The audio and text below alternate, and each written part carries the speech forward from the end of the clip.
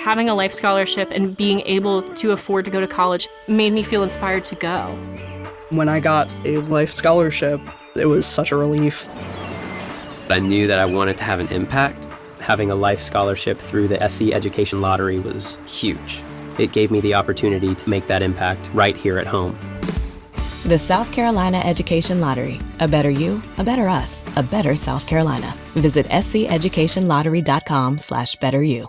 Warning. Kinda Murdery contains adult themes, explicit language, and descriptions of violence. It is not suitable for anyone, and we recommend you stop listening now.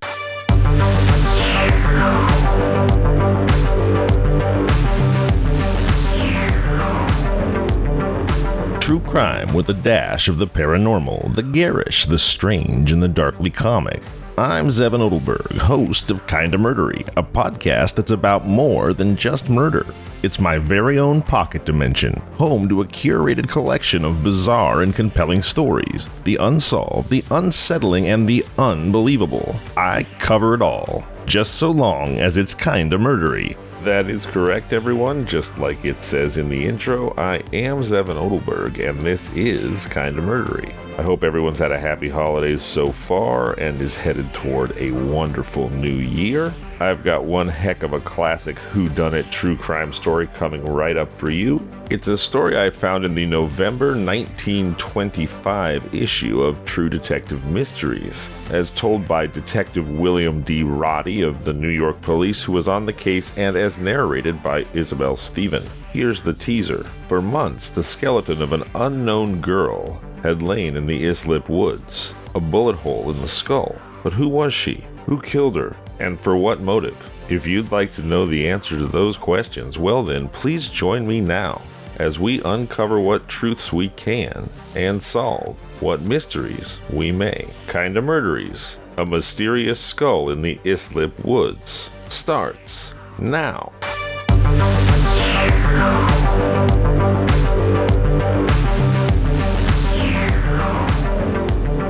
Homicide over at Islip, Long Island. John P. Coughlin, then a captain in charge of the New York Detective Bureau, handed me a slip of paper on which he'd scribbled a few lines. I say me, and that probably makes you wonder just who the heck I am. Me, I've got no reason to hide my identity, so I'll share it with you. I'm Detective William D. Roddy of the New York Police Department. So like I said, Captain John Coughlin, he handed me a slip of paper on which he'd scribbled a few lines, and then he added tersely, "Looks like a newspaper romance story. Probably one of the patients from the insane asylum who wandered away and committed suicide. Reporters are out there in flocks, already keeping the murderer, if there is a murderer, well informed of all the details of the discovery. Why don't you take a run over there with Thomas Murray? See this man, Charles Daly the Undertaker, who seems to be a sort of an amateur sleuth and has the body at his place. Listen, Roddy, this is the first murder mystery Islip's had in over 20 years, and the villagers are all excited over it." I accepted the assignment and hunted up Murray in the squad room, and with him I caught the 12:51 p.m. train for Islip. In the morning newspapers, I'd read one of the accounts which my chief had referred to, and like him, I'd been rather amused by the imaginative yarn. Big news happened to be scarce just then, and the finding of a richly clothed and bejeweled skeleton in the great scrub oak wastes of Long Island had lent itself beautifully to extravagant journalistic fictionalization. The find had been made 2 days before by a little boy hunting huckleberries. The skeleton had a wisp of flaxen hair, a blue velvet ribbon, a few trinkets, and some storm-faded clothing, and the newshounds immediately sniffed out a sensational tragedy. A body in the woods almost a year. Who was the girl? Who could have killed her? What motive could have prompted the act? These were my thoughts, of course, but all in good time, I told myself. No use jumping to any hasty conclusions. In midsummer, Bayshore, Islip, and Amityville are attractive places. Good automobile roads run through shady green woods. Brilliant blue vistas of the Sound and great placid water lily ponds add exquisite touches to an otherwise monotonous stretch of flat country. But on that morning of October 10th, 1909, when Murray and I speeded toward the home of America's most famous insane asylum, a dun, misty haze hung over gaunt trees which fall had almost stripped bare. Nearing our destination, we passed through an even more desolate country where acres of scrub had been blackened by fire. "Hey, how about we visit a lunchroom before attacking the Undertaker?" Murray suggested. "I didn't have any dinner. What about you?" "Sounds good to me," I replied. I was just finishing my report when the chief rang for me. Some ham and eggs and coffee will make a good foundation. Must be some sort of eating place here for the relatives of the patients at Central Islip. Islip, we discovered when we got off the train and walked a few blocks of country road where houses were in the course of construction, had a lively Main Street thoroughfare. A spick-and-span beanery stood on one corner, and without further investigation we entered and ordered the good old standby. "You young men from the newspapers?" the rosy-cheeked waitress asked after she'd taken our orders. Without directly committing ourselves to any special newspaper, Murray and I permitted the damsel to retain her delusion and requested her to hurry up with the eats. "You newspaper boys are always in a hurry," she remarked with a flip of her starched skirts as she flounced off. "But maybe I could tell you something interesting about that murder case," she flung over her shoulder before disappearing through swinging doors, which evidently led to the kitchen.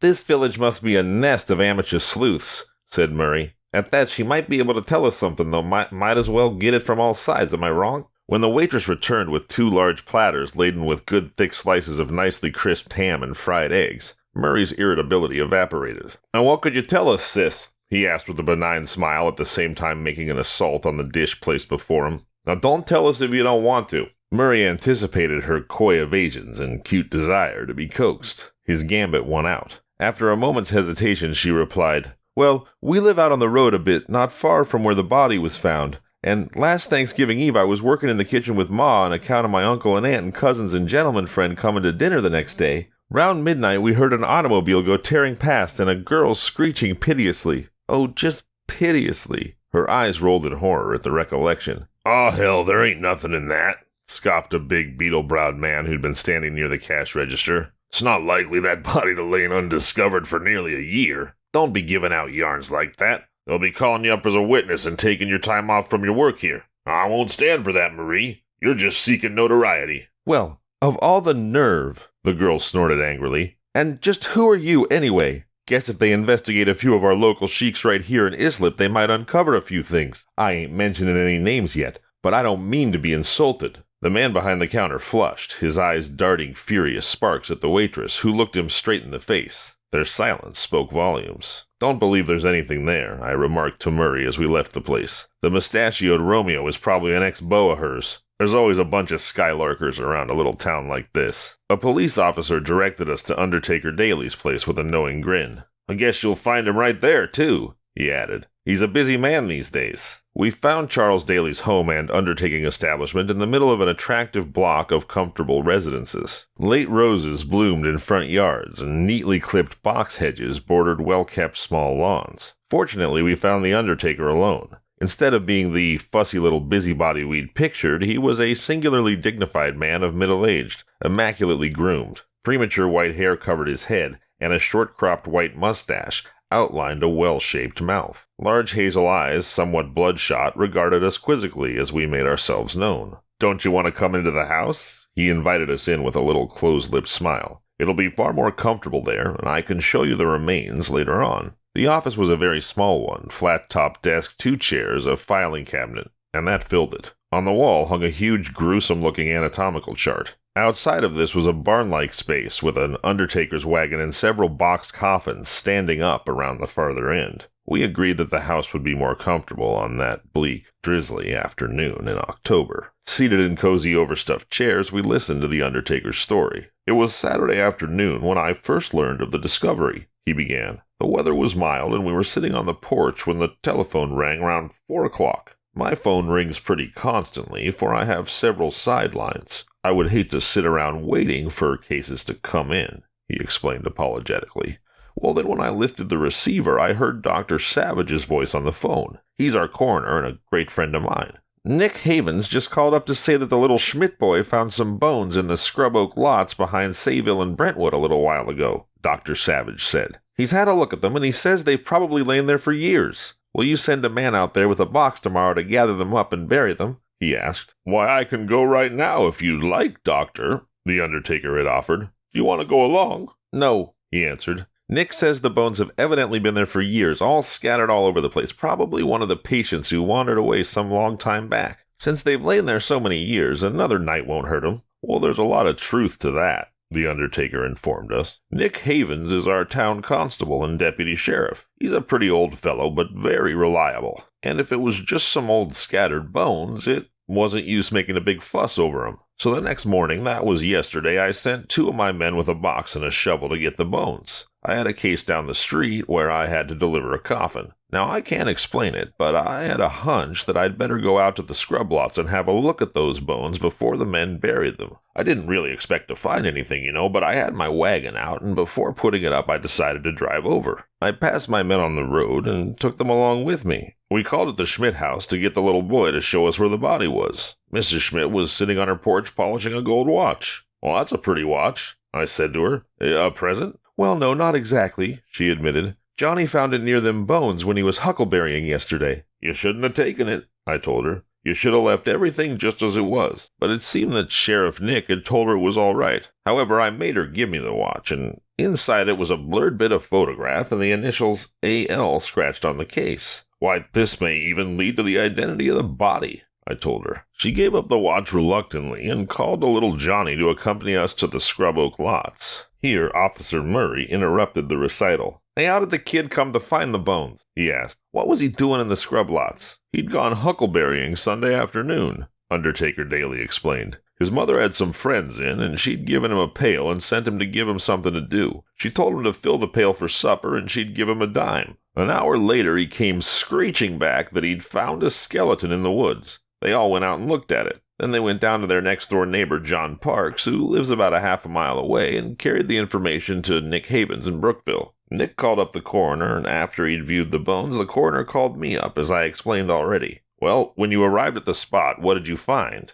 I asked. Coroner Daly got that slightly far-away look of a man remembering something he'd seen and maybe wished he hadn't. The skull was lying a couple of feet away from the rest of the body. You could see the foxes had been busy at it, and the scrub fire of last July had burned all around it. But funny thing is, it hadn't hurt the body much. I picked up the skull, which had some flaxen blonde hair on it, and I heard something fall. I thought it was a trinket or something. Though the clothes were all storm-faded with the rains and the snows, and the shoes had been gnawed by foxes, I could tell that they'd been smart clothes, and they were too elaborate to belong to any of the patients at Islip Asylum. Just some poor woman who'd wandered into the scrub and gotten lost, I figured at first. Then I found that little thing that had fallen out when I'd lifted the skull was a bullet. That naturally suggested murder, but the bullet hole in the forehead didn't cover a vital spot, so it was possible the poor thing had committed suicide and had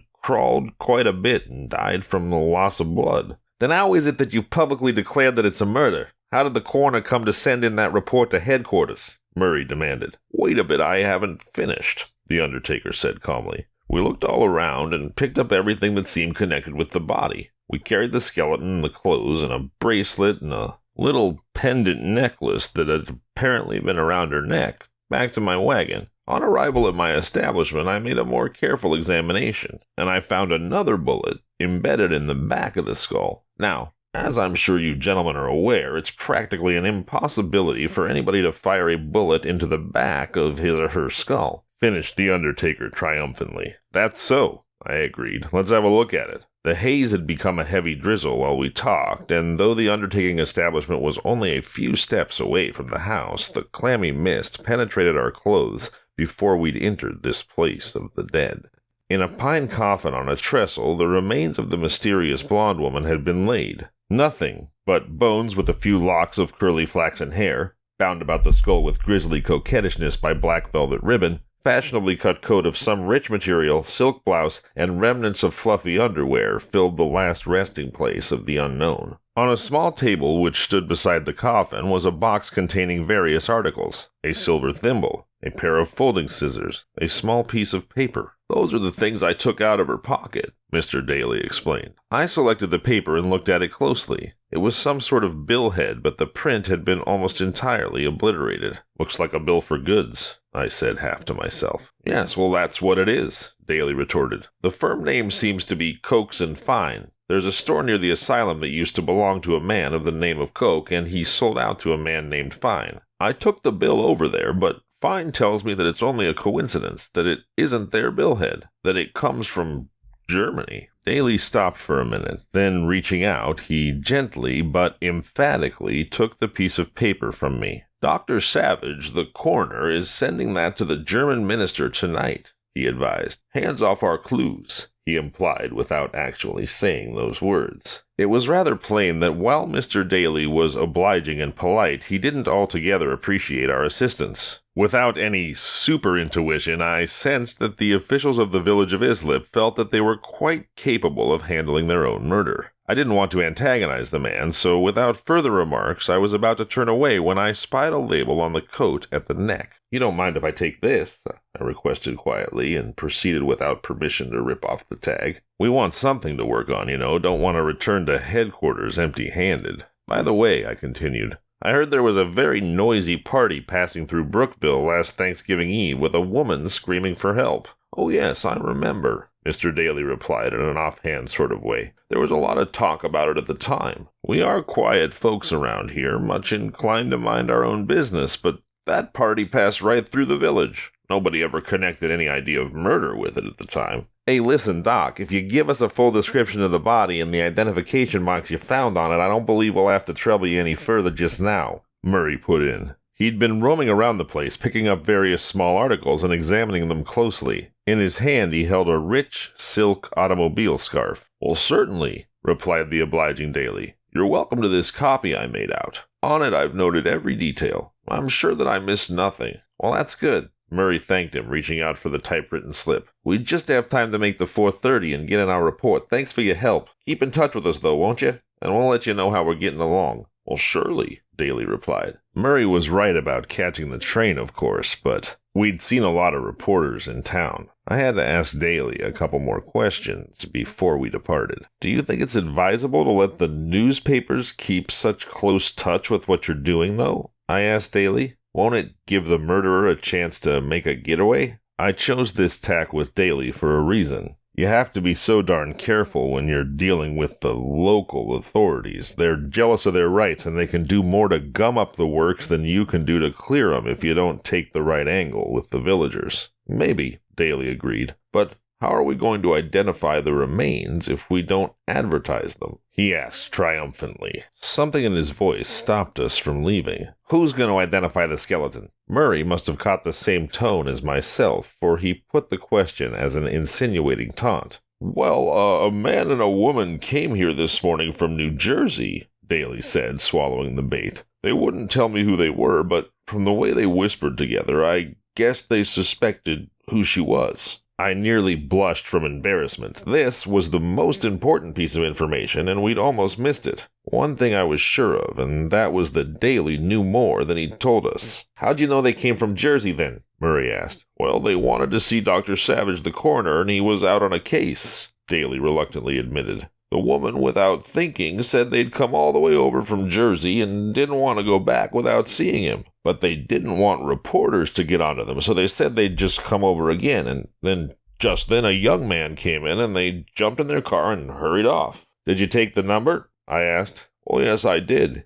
he admitted. I wrote it down. Here it is. He entered his small office and picked up a scrap of paper which was weighted down on his desk by a whiskey glass full of buckshot. Murray, who had followed him, took a notebook out of his pocket and, glancing at the inscription Daly showed him, copied it down. Much obliged again, I heard him say. That all you can tell us? Well, that's everything, the undertaker returned shortly. Well, goodbye then. We shook hands with the amateur sleuth and made a wild dash to catch the 4:30 train, which was even then heralding its approach with great clouds of smoke puffing through the tops of the trees a mile away. That undertaker's one canny operator, Murray remarked as we reached the station and raced over the tracks just as the 4:30 pulled in. The train was filled with husky railroad laborers, earth-caked and grimy. The plush seats were dusty and damp, and the air musty and malodorous. Phew! Murray snorted. Let's walk through and see if we can find ourselves a better atmosphere. The laborers occupied the two front coaches exclusively. Further back, we could get a glimpse of some empty seats and a better class of passenger. Sitting in the third seat of the third car was a tall, dark man dressed in correct afternoon clothes, black cutaway coat, and a silk hat. Somebody going to a late afternoon wedding was the idea which flashed through my mind, but suddenly I sensed something vaguely familiar about his face. Well, what do you think of that? Murray said to me in an undertone as we sank into one of the clammy plush seats. "You see that guy in the top hat? That's the lunchroom Romeo." As a matter of fact, the man from the diner had completely passed from my mind. "I'd like to know where he's going all dolled up in Fifth Avenue duds," I remarked to Murray. "Uh-huh," Murray grunted. "Seeking new fields to conquer, maybe. Well, let's see this description of what Mr. Daly calls the remains." Murray took the typewritten sheet from his inner breast pocket, and after glancing over it with concentrated swiftness, he gave it to me with a chuckle. "For an amateur sleuth, Charles Daly's pretty good. I don't believe he's missed a darn thing. But there is a lot here that he didn't mention."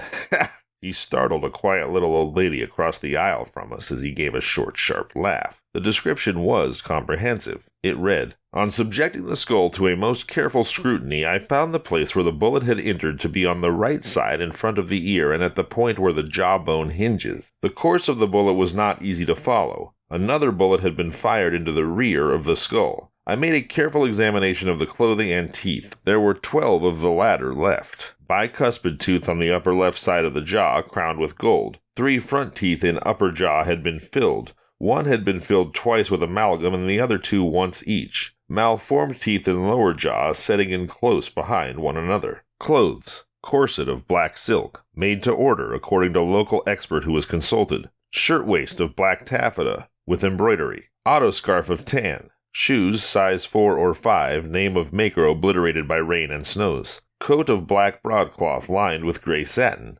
Jewelry. Chain with locket in which was diamond. Watch. Swiss, gold, heavily chased, stopped at 12:30. Watch has various marks of jewelers who have repaired it. Small gold locket with tassel of pearls. Gold bracelet with pearls and diamonds. Receipted bill for goods printed in Krebel, Prussia, dated 1908. Small guidebook issued by Hamburg American Line. I read over the list several times. Woman was probably slightly over 30 years of age. Height 5'7", weight 130 pounds. Mr. Daly had written his conclusions at the foot of the list. Well, that murderer wasn't afraid of leaving clues behind him, that's for sure, I remarked in a low tone to Murray. Unless, he suggested, someone murdered the woman meaning to rob her and was scared off in some way. "When we first got this case, it looked like one of those impenetrable mysteries," Murray said to me. "But we seem to be burdened now with a wealth of clues. Hard to know just which one to tackle first." Just then the train stopped at Rockville Center and passengers filled the seats behind and ahead of us. It was impossible to talk over the case then any further. However, as the train hurled itself through the gloom of the rainy dusk, I pondered over our treasure trove. The abundance of clues was suspicious. Why should a murderer, after luring his victim to such a desolate spot, leave so many obvious clues behind him? If the object had been robbery and he'd been scared off by hearing someone approach, would he not have returned for his ghoulish loot? It was not likely, on the other hand, that a woman would be wandering about the scrub oaklands unaccompanied. However, speculation at this stage of the case was useless. The various departments at police headquarters would receive their respective items to be worked over, and my chief would direct me as to which step I would take next. Königstrasse, Altona, was the address on the label which I'd cut from the neck of the dead woman's coat. This was evidently some small place in Germany. Headquarters would get in touch with the German police, sending them a full description of the case and requesting information. The Missing Persons Bureau would trace their records for the reported disappearance of a woman within the past year, which might correspond with the one given by the undertaker. The Identification Bureau would trace the watch repairers whose marks were on the little Swiss timepiece, and circularize all dentists of the better class, giving a description of the dental work found in the skull. Another department would trace the owner of the New Jersey car. The silk-hatted Romeo of the lunch counter, I noted, changed cars at Jamaica and crossed over to the train on the other side of the platform which carried passengers to a Brooklyn terminal. Murray and I followed suit, as it was the most direct way to get back to headquarters. At Flatbush Avenue, we bumped into him as he started to cross over toward the subway, and when we entered the same train, he was obviously nervous. However, at Brooklyn Bridge Station, Murray and I changed to a local. The last I saw of him that night was his face peering anxiously through the window. We turned in our reports, and I was just about to leave for home when I decided to clear up at least one item. It would not take long to find out from the Missing Persons Bureau if they had anyone on the list whose description fitted that with the blonde unknown. I found Captain Ayers, the chief of the bureau, still at his desk. Briefly, I explained the Islip case to him. After consulting his files, he told me he had a record of no girl missing for a year that fit the description I gave him. I called it a day and left for home. When I reached headquarters the following morning, I was instructed to go over to Newark and interview Mrs. Henry Warehuff, or her husband, who was registered as the owner of the car which had stopped at Mr. Daly's office. Tom Murray had been sent back to Islip on another angle of the case. On a mystery of this sort, not one, but dozens of men are set to work, and it is largely a matter of luck as to who's going to be the hero that solves the caper. Each man travels along the line mapped out by my chief. He may find that it leads off on a wild tangent, or that it steers him straight toward the goal. This particular morning, I found myself on good ground. The address in Newark proved to be a handsome home in one of the best residential sections of the city. A neatly clad maid answered my ring. When I asked whether Mr. or Mrs. Warehuff were at home and informed her that I came from police headquarters in New York, she shrank back in alarm. I took advantage of the open door, however, and brushed my way in. "I think Mr. Warehuff is in himself, sir," she gasped, still regarding me with large, frightened eyes. "Will you please be seated in our library?" indicating a large, luxuriously furnished room on the right side of the hall. "And then I'll see if he's really in." I heard her footsteps patter off into the distance. I didn't have to wait long. Before a minute had passed, a tall, well-groomed man of 50 entered the room. "You've come about Anna Luther," he said without unnecessary preamble. "I mean, you are on that Islip murder mystery case, are you not?" I nodded. "Well, I was just writing a letter to New York Police Headquarters when you arrived." "Then you recognized the clothing and the trinkets," I remarked rather unnecessarily. The man had stopped speaking as if waiting for a lead of some sort. He nodded. "My wife and I believe they belonged to a maid we employed here a little over a year ago. She was a very superior sort of person, quite above her position. Although she never said very much about her family, we understood that they were well-to-do people who lived in Altona, a suburb of Hamburg, Germany." Mr. Warehuff moved restlessly about the room as he talked. After lighting a cigarette, he continued, "You can understand," half shrugging his shoulders and tensing his lips in a perplexed sort of way, "our reluctance to become mixed up in a murder case of this sort, and I hope that you will do everything possible to protect us from the publicity." After I'd reassured him on this point, he went on. "When Mrs. Warehuff and myself saw the description of the clothing and the jewelry found by the police in Islip, we recognized it. The initials, A.L., sort of clinched the matter. To make it sure, we at once went over to the Long Island and visited the undertaker's establishment." "You say this Anna Luther worked for you as a servant until a little over a year ago?" I asked. "Not exactly as an ordinary servant. She was more of a useful companion to my wife. She left us to get married, and at the time she promised to come and see us on her return from honeymoon, which she was to spend in Germany," he explained. "Did you ever see the man she married?" "Yes," he readily replied. "A tall, dark, rather foppishly dressed person who was addicted to a tall silk hat, striped trousers, and a cutaway coat." Subconsciously, I thought of the lunchroom Romeo. This man, he claimed to be an architect, but he was rather vague about his connections. Besides, I noticed he had hands of a working man. I'm rather interested in hands. I always noticed them particularly. This man's hand had a peculiar fingertips. Rubbed smooth, sort of, if you know what I mean. What name did this man go by? Mueller and Miller. He used both. He said his right name was Mueller, but that he used Miller because Americans found that the German form was rather difficult to pronounce. I thought this was rather odd. I tried to convey my misgivings about the fellow to Miss Luther, but she was infatuated with him, and she wasn't the sort of young woman who you could just easily influence. I described the man in the lunchroom and asked Mr. Warehuff if he thought he might be the unfortunate girl's fiancé. "That is possible," he admitted. "If you like, I will have another run over there and have a look at him. Although we don't want to necessarily get mixed up in this, we're still very fond of Miss Luther. And if there's anything we can do to help, we shall be very glad to do it. We have a photograph of the girl if that will help you any." I assured him that it would, very much. He went to a desk which stood by the window and, opening a small drawer, took out an ordinary cabinet-sized picture. "Ah, yeah, here it is. And it is fairly like her, though it makes her look more buxom than she was, and really does not do her justice. She had very beautiful hair which was the color of corn silk, and waved naturally. Her eyes were a deep sapphire blue, and her complexion was naturally pink and white." Putting the picture in my pocket, I thanked Anna Luther's former employer, and reminding him of his promise to give the lunchroom man the once-over, I departed. I went back to the police headquarters and wrote out my report. Visiting the Rogues Gallery, I looked over the collection which represented professional he-vamps who specialized in duping servant girls. An extraordinary assortment there. All types were represented. One, under the name of Fritz Schärferlein, occupation cabinet maker, usually employed in piano factories, bore a striking resemblance to the description given by Mr. Warehuff of that of the lunchroom cashier. This man had been sentenced to Sing Sing 12 years before for bigamy and larceny. although the sentence called for 17 years. It had been later reduced to 5. As Scharferlein's case had been a very ordinary one, few details were given. A complete history could be found in the district attorney's office, however, and, making a note of this man's name and number, I filed it away for future use on the chance that collaborating data might come in linking this man with the murder of Anna Luther. At the time I was engaged principally in the fingerprint department, and during the next few days I was kept busy on other cases. 2 weeks later, Captain Coughlin again called me in on the Luther case. "We've received full information from the Hamburg police on the Islip murder," the captain said, tapping a sheaf of papers on his desk. "It seems that this man Mueller represented himself as a piano manufacturer to the woman's parents. Said he'd bought a site on Long Island and intended on building a factory there. They gave him most of their savings, which were considerable, and also several presents. Among these were 2 valuable police dogs." "I'll bet the man is Fritz Scharferlein, who was sentenced for bigamy 12 years ago," I exclaimed.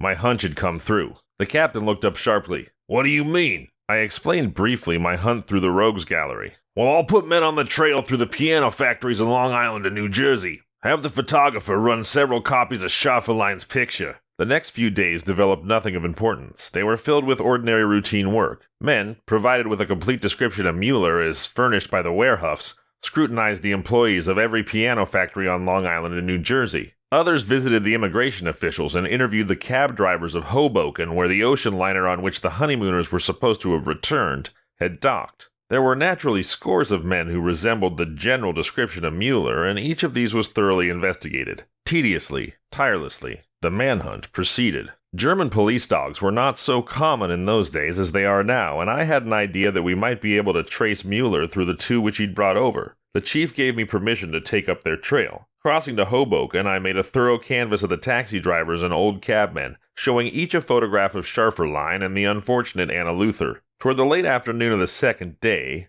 10 days after the discovery of the skeleton in Islip, I was just about to return to New York when a dilapidated closed cab rattled over the cobblestones and stopped in front of a German beer garden on the waterfront. 2 men got out, paid the fare, and entered the place. In hunting criminals, you never know in what guise luck may come along, so before the cabbie had a chance to whip up his horses and depart, I stopped him. "You remember picking up this man and this woman about a year ago?" I asked him. He stared at me blankly. Then his weather-beaten face wrinkled itself into a mass of crisscross furrows. His little bleary eyes buried themselves in folds of flesh. He guffawed loudly. "Ha! Say, what do you think I am, a camera eye? Get off there, young fella." I flashed my shield. "Say, listen, I'm from New York Police Headquarters, and before you go any farther into convulsions, you might want to pay a little better attention," I growled at him. He straightened up in a second. "This couple I'm looking for had 2 German police dogs with them." "Well, now you're saying something." He added a few picturesque swear words. "Let's have another look." "Ah, I remember the brutes all right." He squinted his eyes as he looked at the 2 pictures. "I couldn't tell you for truth if them were the couple. I didn't pay much attention to the lady, but as I remember she was pretty and blonde. The man, he looked older than that." "Where did you take them?" I asked sharply, cutting into his garrulity. "I was driving to Long Island City that day. I used to live there, in fact. And a man and a woman, they came along, and the man and the dogs got in me cab. The woman, she took a streetcar. I was told to drive to an address in Astoria, and there was quite a ways, and the man kicked about the bill and threatened to set the dogs on me. That's how I remember. This one looks like that man, but I wouldn't take my oath on it." "Do you remember the address in Astoria?" I asked him. No, he didn't remember that, he said, but he gave me some general directions that would lead me toward the poorer section. Taking down his name and address and handing him a tip, I left him and got back to headquarters as speedily as possible. There I laid the information before the chief, and he directed me to visit Astoria the next day and make a personal hunt for the dogs. "At the same time, you might want to look up this man Paul Gebhardt who lives in Astoria," he said, selecting one of the detective's reports which were lying on the desk in front of him. "He works in the Smith piano factory, and he went to Europe about a year and a half ago, according to the gossip." The next morning I called at the address on the Gebhardt report. A small working man's cottage it was, with a handkerchief-sized plot of ground in front and a small backyard behind. A little boy in blue rompers was sitting on the stoop, playing with a hungry-looking kitten. "Mother home?" I asked him. He looked at me solemnly without answering. I started to go up the steps. With a bound he sprang to his feet and darted toward the rear of the place. I followed. "Ma! Ma!" he screamed. "There's a man here!" A neatly dressed woman of about 25 years of age opened the door and looked at me with a hostile eye. "Nah,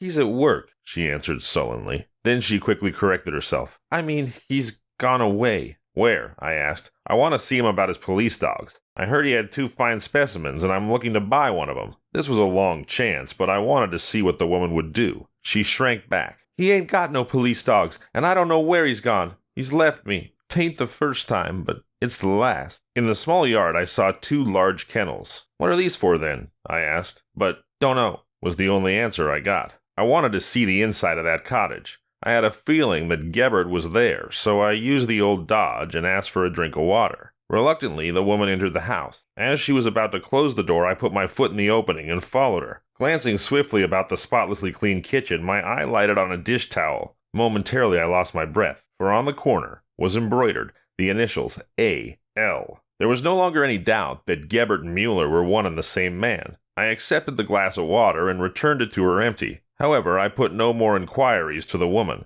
I left her standing with the tumbler in her hands. From some children who were playing in a vacant lot, I learned that Gebhardt had taken his 2 dogs away a few days before and spent the rest of the day locating them in a private kennel some miles distant. They were ferocious-looking beasts, but they'd become somewhat tamed during their sojourn in America, and when I explained my mission to the keeper of the kennels, and my intention to hunt their owner by means of his dogs, he was obliged to give them into my custody. The newspapers had heard of the missing dogs, and they also had been searching the Long Island kennels for them. When we arrived in Astoria, a photographer caught sight of us and stopped the cab. Hey there, Roddy, are those the missing dogs? He shouted. Yes, I admitted. You can snap 'em if you want to. I'd rather snap 'em where you're taking 'em. He grinned and accepted my silent invitation to jump into the taxi. By George, they're the home kennels, he exclaimed. Let's take a flash of them there. It was by then too dark to take a picture without a flashlight. We posed the dogs each near its kennel. Just before the flash exploded, I peered into the gloom. It seemed to me that I saw something lurking in the shadows. Then, there in the brilliant splash of light which followed,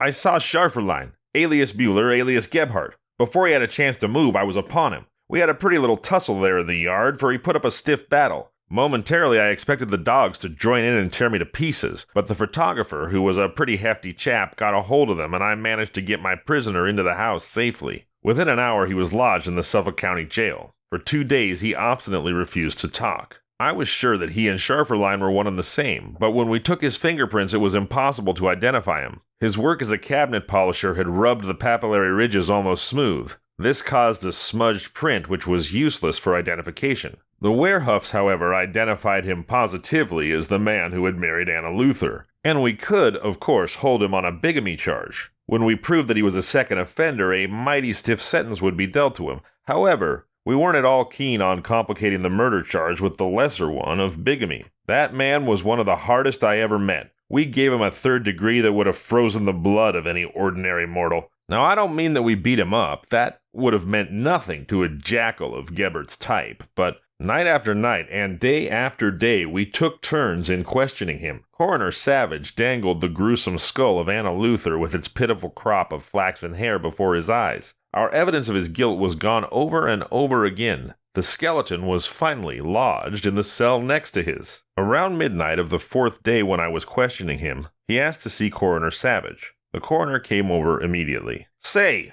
Gebhardt demanded as soon as Dr. Savage appeared, can you get me a sentence for manslaughter instead of electrocution if I make a statement of facts? Not the slightest trace of emotion sounded in his voice. He made the inquiry as casually as if he were discussing the sale of one of his dogs. Well, you stand a much better chance, the coroner replied after a moment's astonished hesitation. I can't promise you anything definite, but I'll do my best to mitigate the sentence. Besides, you owe it to your wife and children to take advantage of every opportunity for a lighter sentence than the chair. All right, the prisoner replied carelessly. I'm getting sick of this. I'll come through. The coroner called up Captain Coughlin, who arrived with Thomas Murray within a couple hours, and around 3 o'clock in the morning, Gebhardt made his ghastly statement. Here are his exact words as taken from the stenographic record. About December 1907, I first met Anna Luther. We were married in February 1908. She went to Henry Wehrhuff's in Newark, New Jersey to spend a day or 2. On the pretense that I was going to rent an apartment for us to live in, I returned to my home and wife in Astoria. I met Anna Luther again on April 8th, and we went to an address on 34th Street, New York City, and from there we went to Jamaica. We stayed in Jamaica until the next day. April 9th, we went to Bay Shore and walked about, and I showed her some property I said I owned. I got into an argument with her about some money matters, and I turned and wanted to go back. She followed me up, screaming, and I shot her in the head. I didn't look at her, and I do not remember whether I shot her more than once. I remember after I went to the Islip depot and took a train for home. It was nearly dark. On my way home, I threw the revolver out the car window. I want to state that I did not kill Anna Luther for her money, as the newspapers have stated. My original reason for marrying Anna was that I didn't care to be with my first wife any longer, but as she, my first wife, had given me a child, my desire to again see my child caused me to want to get rid of Anna and then return to my first wife and child. This is the reason that I shot Anna Luther, and I told her in Bay Shore that I was married and had a wife and must leave her. She screamed and ran after me and kissed me and wanted me back, and I shot her. This statement is made of my own free will without any hope of recompense being offered me. Signed, Frederick Gebhardt. Witnessed by John P. Coughlin, Acting Captain, Thomas Murray, William D. Roddy, Detective. Sworn to before me the 25th day of October 1909, Edward W. Bull, Notary Public. And you shot her when she came up to you and kissed you? Someone asked in a horrified voice. Yes, he answered impatiently. She told me she loved me and she kissed me. As she put her face up to kiss me again, I shot her in the head. A horror-stricken silence followed. Tell me something, I asked at last. Why did you leave the body with so many marks of identification upon it? Didn't you know that you would be traced through those? He considered the matter for a moment. Well, I did go back once or twice, he admitted. I went to the place where I shot her, but the body wasn't there. She must have managed to crawl along quite a bit before she died. The quite a bit proved to be a half a mile, when later we measured the distance between the point where she was shot and the place where the little Schmidt boy found the body. Although Gebhardt appeared to be brutally frank in his statement, he wasn't exactly accurate. Anna Luther had possessed a large sum of money which had disappeared. Her fine embroidered linens and much of her clothing were found in the Gebhardt cottage, where we also found the gun which the murderer had stated that he had thrown out the window. The jury who heard the case decided that there was no question of the cold-blooded monster's guilt, and 2 months later, he paid for his crime in the electric chair. I'm Zevon Odelberg, and this has been Kinda Murdery. If you like the show, please subscribe, review, and tell your friends. You can find us on social media at Kinda Murdery or email at kindamurdery@gmail.com. Breaking news from the stadium tonight as an anonymous fan foot the bill for 55,000 hot dogs, bringing that sweet tubed meat to everyone in attendance. Free dogs! Yeah! 55,000 hot dogs? What does that even cost? While the identity of this Frankfurter philanthropist remains anonymous, their all-beefy generosity will go down in history. The new Mega Millions. More to win means more to give. How you spend it is up to you. Yeah! For game odds and details, visit SCEducationlottery.com.